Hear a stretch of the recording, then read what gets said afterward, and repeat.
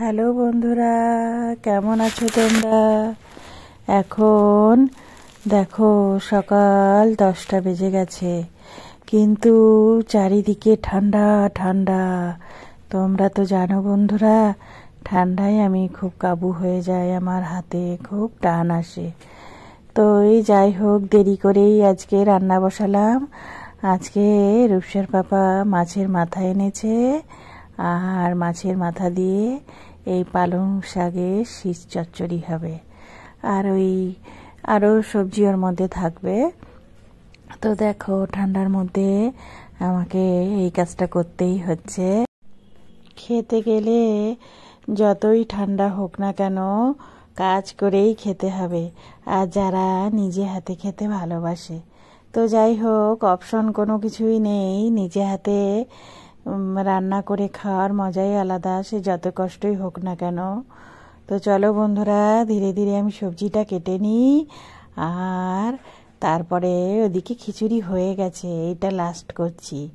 তারপরে জোজোদের ঘর ধুয়ে আমি স্নান করে পুজো করে নেবো। স্নান তো আমাকে করতেই হবে, কারণ পুজো দিতে গেলে স্নান করতেই হবে, আর জোজোদের ঘরও পরিষ্কার করতে হবে, আর আমাকে রান্নাও করতে হবে। তা সবই একটু দেরি করেই করছি, আজকে খুব ঠান্ডা। চলো সাথে থাকো বন্ধুরা।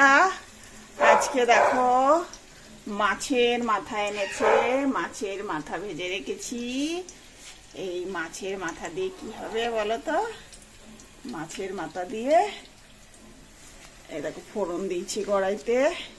মাছের মাথা দিয়ে হবে এই সবজি মানে ওই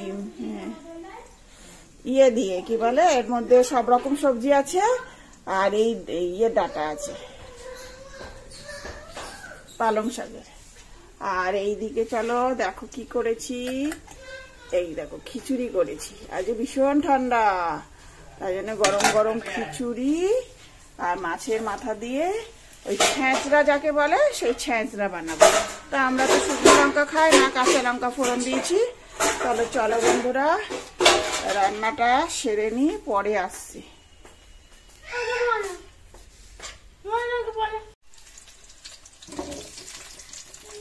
দেখো বন্ধুরা, আমি এই সবজিটা অনেক বড়, আমি ঢালতে পারবো না, তাই রূপসার বাবা সাহায্য করছে। আস্তে আস্তে ঢেলে দিক, না হলে তলায় হয়তো জল টল আছে, ছ্যাক করে উঠবে। আর আজকে এত ঠান্ডা, আমার হাত পা সব জমে যাচ্ছে। তো চলো বন্ধুরা, সাথে থেকো। খাওয়ার সময় দেখাতে মনে থাকবে কিনা জানি না, তাই আগে রান্নাটা কি হচ্ছে সেইটা দেখাতে পারবো। খিচুড়ি আমি অনেকক্ষণ আগেই তৈরি করে রেখেছি, একদম এটা ভোগের খিচুড়ির মতনই হয়, আতপ চালের খিচুড়ি। এটা মুগ ডাল আছে, মুসুরির ডালও দিয়েছি, মানে খিচুড়ির মধ্যে কিছু নেই, শুধু ফোড়ন আছে আর একটু ধনেপাতা ছিটিয়ে দিয়েছি, আর ঘিটি দিয়েছি। এই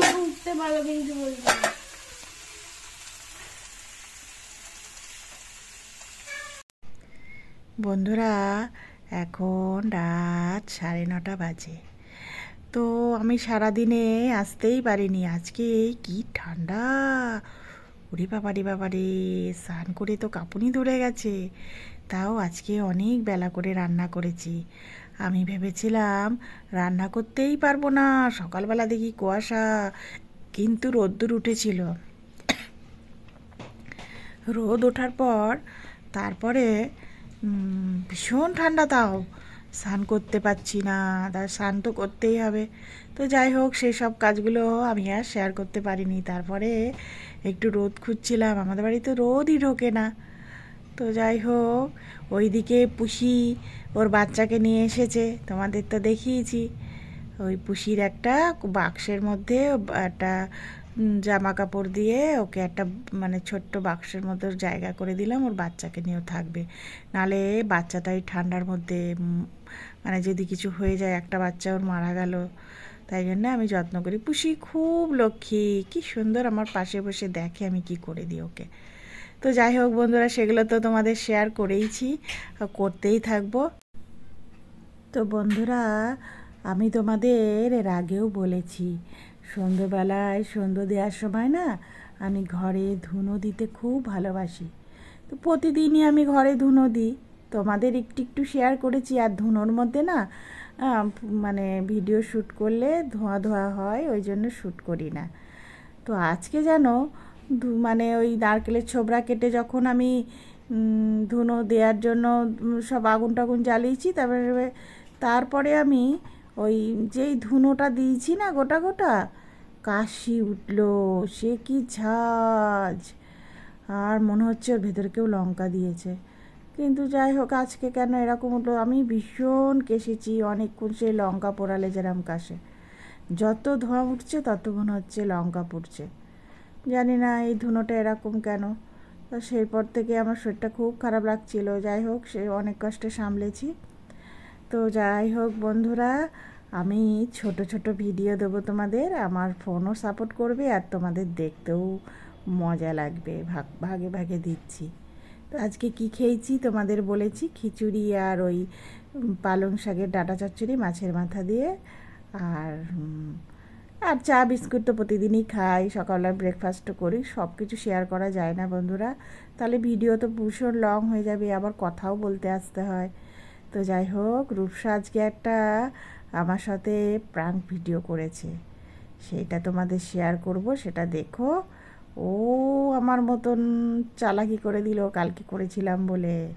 তো যাই হোক বন্ধুরা, আর এই ভিডিওটা বাড়াবো না, গল্প করতে আবার কালকে আসবো। তো রূপসা কোথায় আছে? রূপসা এখানেই আছে। রূপসা আয়, এই দেখো রূপসা এখানেই আছে। কম্বলের মধ্যে সব মুড়ি ছুরি দিয়ে, কম্বলের মধ্যে সবাই মুড়ি ছুরি দিয়ে বসে আছি। আর ওই পড়াশোনা হয়ে গেছে, এখন একটুখানি টিভি দেখে শুয়ে পড়বো, ভীষণ ঠান্ডা।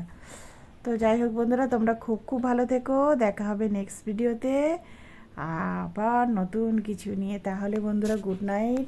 রূপসা গুড নাইট বলে দাও। Bye, good night.